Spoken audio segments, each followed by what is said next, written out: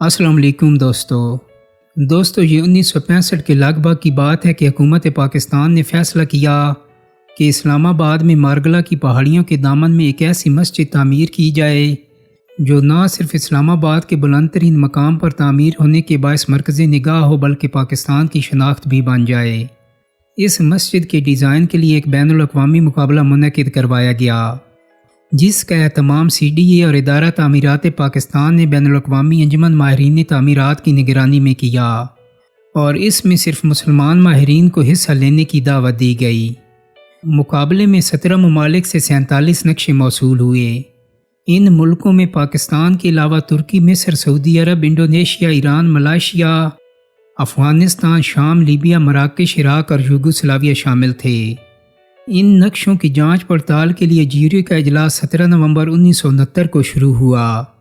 Jury میں پاکستان، ترکی اور لبنان کے ماہرین تعمیرات شامل تھے، جبکہ CDA کے چیئرمین جنرل KM شیخ اس جیوری کے صدر تھے۔ 1966 میں سعودی عرب کے بادشاہ شاہ فیصل بن عبدالعزیز پاکستان کے دورے پر آئے تو انہوں نے مسجد کی تعمیر پر ہونے والے خرچے کا بڑا حصہ اٹھانے کی پیشکش کی، جسے حکومت پاکستان نے خوش دلی سے قبول کر لیا۔ اخبار ڈیلی ٹائمز کی ایک خبر کے مطابق مسجد پر کل $4.5 کروڑ خرچ آیا، جس میں سے $1.70 کروڑ پاکستانی حکومت نے ڈالا جبکہ $2.80 کروڑ سعودی عرب نے فراہم کیے۔ یہی وجہ تھی کہ 1975 میں ان کے قتل کے بعد حکومت پاکستان نے 28 نومبر 1975 کو اس مسجد کو ان سے معصوم کرنے کا اعلان کر دیا۔ 12 اکتوبر 1976 کو شاہ فیصل کے جانشین شاہ خالد بن عبدالعزیز نے اس مسجد کا سنگ بنیاد رکھا اور اس کی باقاعدہ تعمیر کا آغاز ہو گیا۔ ترکی کے ماہرین تعمیرات دنیا بھر میں اپنے منفرد پروجیکٹس کی وجہ سے پہچانے جاتی ہیں۔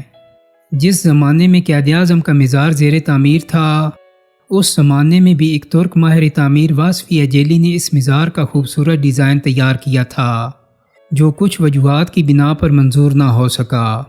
1974 میں ایک ترک ماہر تعمیر سیداد حقی یلدم نے انقرہ میں پاکستان کے سفارت خانے کا ڈیزائن تیار کیا تھا۔ 1984 میں 2 ترک ماہرین تعمیرات H اوزبے اور T بیزبیک نے کراچی میں عواری ٹاور کا ڈیزائن بنایا۔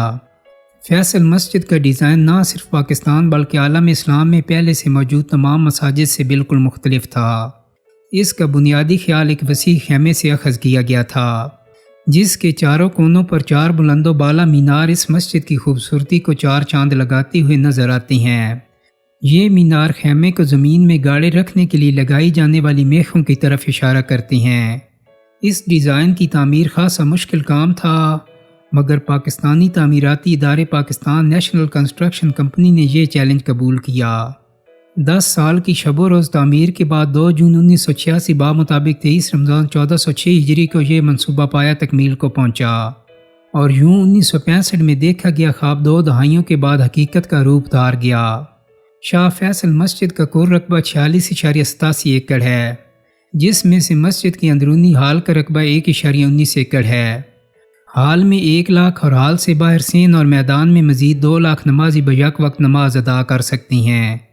1992 میں gains book of world record نے فیصل مسجد کو دنیا کی سب سے بڑی مسجد قرار دیا تھا۔ اور دوستو اب بات ہو جائے کچھ اس شخص کے بارے میں جس نے فیصل مسجد کا ڈیزائن تیار کیا تھا۔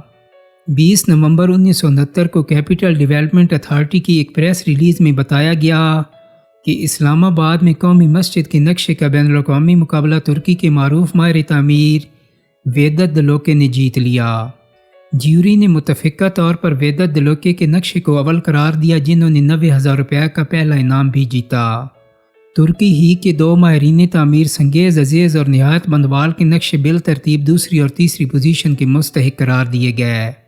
ان دونوں کو بالترتیب $30,000 اور $20,000 کا نقد انعام دیا گیا۔ شاہ فیصل مسجد کے ماہر تعمیر ویدت دلوکے 10 نومبر 1927 کو ترکی کے شہر الازگ میں پیدا ہوئے۔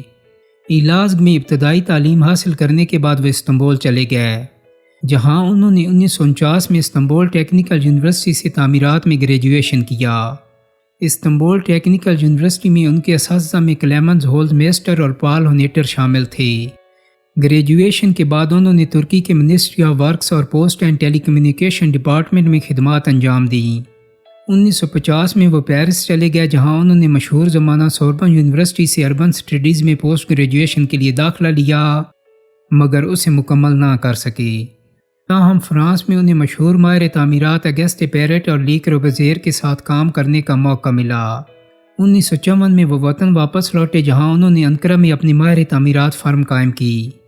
1964 سے 1968 کے درمیان وہ انقرہ چیمبر آف ماہر تعمیرات کے چیئرمین اور ترکش چیمبر آف ماہر تعمیرات کے جنرل سیکرٹری رہے۔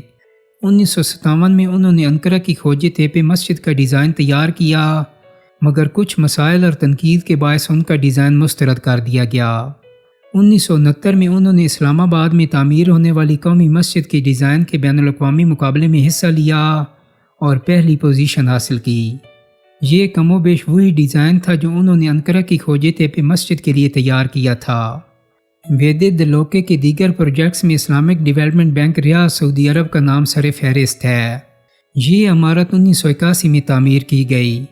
ویدت دلوکے کو عام طور پر شاہ فیصل مسجد کے ماہر تعمیر کے طور پر ہی جانا جاتا ہے، مگر بہت کم لوگ یہ بات جانتے ہیں کہ انہوں نے پاکستان میں دوسری اسلامی سربراہی کانفرنس کی یاد میں تعمیر ہونے والے لاہور کے سمٹ مینار کا ڈیزائن بھی تیار کیا تھا۔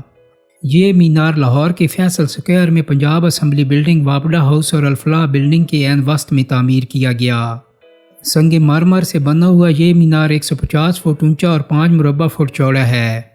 مینار کے چاروں طرف سنگ سرخ کی خیمہ نما تختیاں بنی ہوئی ہیں۔ اس مینار کا سنگ بنیاد وزیر اعظم پاکستان ذوالفقار علی بھٹو نے 22 فروری 1975 کو رکھا تھا اور اس کا افتتاح 22 فروری 1977 کو ہوا۔ ویدت دلوکے نے پاکستان کے 2 اور پروجیکٹس پر بھی کام کیا، جن میں ایوان صدر اسلام آباد کی مسجد اور وزیر اعظم ہاؤس کا سیکریٹریٹ شامل ہے۔ ویدت دلوکے کو سیاست سے بھی دلچسپی تھی۔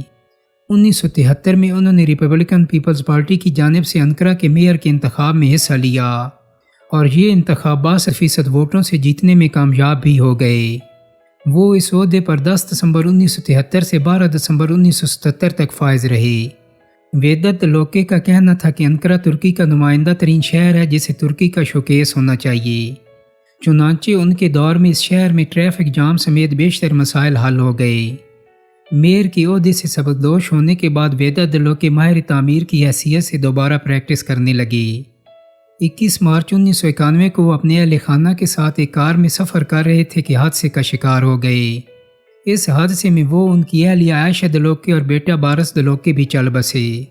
ویدت دلوکے کو پاکستان اور بانی پاکستان سے بہت عقیدت تھی، چنانچہ اپنی میئر شپ کے زمانے میں انہوں نے انقرہ کی ایک اہم سڑک کو بانی پاکستان قائد اعظم محمد علی جناح کے نام سے منسوب کیا۔ اس اہم سڑک پر جرمنی، افغانستان، سویڈن، بھارت، ہنگری اور سابق یوگوسلاویہ کے سفارت خانے قائم ہیں۔ 14 اگست 1987 کو یوم آزادی کے موقع پر حکومت پاکستان نے بھی انہیں ستارہ پاکستان کا اعزاز عطا کرنے کا اعلان کیا، جو انہیں 23 مارچ 1988 کو ایک باوقار تقریب میں پیش کیا گیا۔ دوستو، امید کرتا ہوں کہ میری آج کی ویڈیو آپ کو پسند آئی ہوگی۔ اگر ویڈیو اچھی لگی ہے تو اس کو لائک اور شیئر کر دیں۔ میرے چینل کو سبسکرائب کرنے کے ساتھ ساتھ بیل آئیکن کو بھی کلک کر دیں تاکہ آپ کو میری آنے والی مزید ویڈیوز کے نوٹیفیکیشن ملتے رہیں۔ بہت جلد ہی ایک نئی ویڈیو کے ساتھ ملاقات ہوگی۔ اپنا بہت سارا خیال رکھیے گا۔ اللہ حافظ۔